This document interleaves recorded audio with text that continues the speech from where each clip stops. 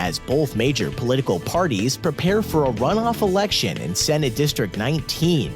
The seat vacated by disgraced Democrat Carlos Uresti joins another West Central Texas race that could go either way and won't be easy for the candidates. It's hard to get around the expansive districts. It always has been a challenge and will continue to be a challenge, as we see in District 19 and 23. Top Texas officials keep mum amid clash over the downloadable gun. This is a Liberator pistol. This body was probably printed in 2013. It's maybe the first of its kind.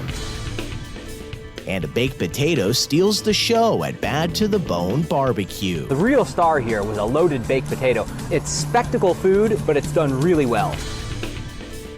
I'm Chance Storlin with your Express Briefing for Thursday, August 2nd. Subscribe to this and other free content at expressnews.com/podcasts. And get each day's top news and sports headlines delivered to your inbox at expressnews.com/newsletters. For months, two Democrats appeared well-positioned to reach the special election runoff for Texas's Senate District 19. But Tuesday, only one survived the first round. Results that have emboldened conservatives who believe the historically Democratic seat is within reach. However, the four Democratic candidates combined to draw 59% of the vote, easily more than the Republicans' 40%. Numbers that are in line with former state Senator Carlos Uresti's margins of victory in 2012 and 2016. Here's San Antonio Express News County Government reporter Jasper Scher and Hearst Newspaper's D.C. correspondent Bill Lambrecht. Pete Flores, a Republican former game warden for the Texas Parks and Wildlife Department, finished on top of an 8-person race, about 5 points ahead of Pete Gallego, former congressman from the 23rd District. Roland Gutierrez, the state representative in Bexar County, was seen as one of the leading contenders for this race, but he finished in third place out of the runoff. So in both this race and the 23rd District, Bexar County makes up a large percentage of the vote compared to all these kind of smaller West Texas counties. But I guess I'm curious how you've seen candidates kind of deal with this challenge of balancing their time and money between the San Antonio area and elsewhere. And we should note that Pete Gallego has run in a couple of these races that you've covered. Absolutely, Jasper. It's hard to get around the expansive districts. It always has been a challenge and will continue to be a challenge, as we see in Congressional District 19 and 23. Will Hurd has a big challenger this time. Of course, that is a famously swing district. In the primary for that particular district, an attorney named Jay Hewling spent several $100,000, finished outside of the runoff. And in this particular case, Gutierrez also spent upwards of $500,000, ended up, by my calculation, spending about $80 per vote. So kind of interesting there that money and time spent campaigning doesn't always translate to results. We still don't know when the runoff is going to happen. For that, Governor Greg Abbott still has to decide on a date for that. And we should note he has gotten behind Pete Flores already and could pour some money into that race. So something to keep an eye on. Hear more Texas Senate District 19 discussion on today's episode of Puro Politics. Available for free download in Apple Podcasts, Stitcher, TuneIn, and expressnews.com/podcasts.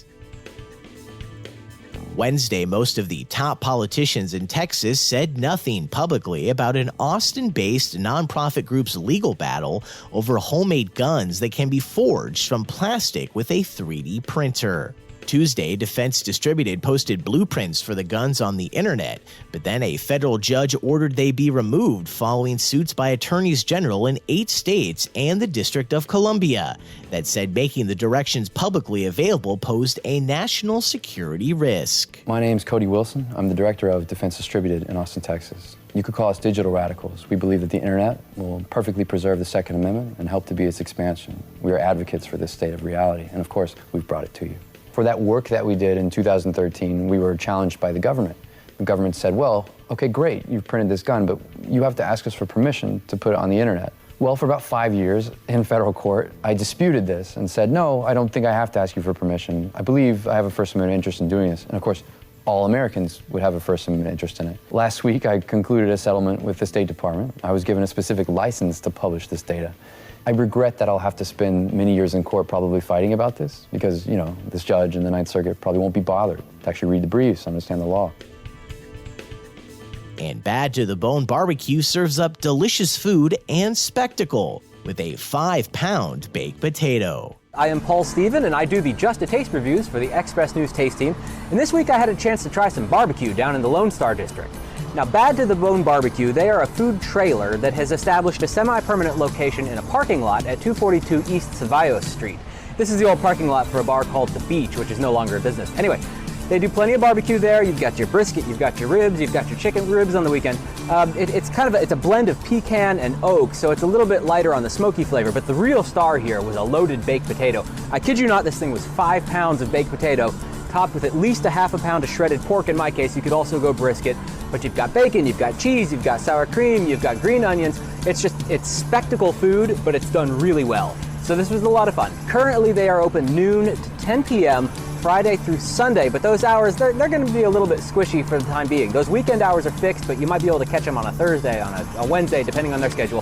Follow Bad to the Bone BBQ on Facebook for those details. To catch the rest of our reviews, visit mysa.com/food. And that's your daily San Antonio Express News briefing for Thursday, August 2nd. Subscribe to this and other free content at expressnews.com/podcasts. I'm Chance Dorland.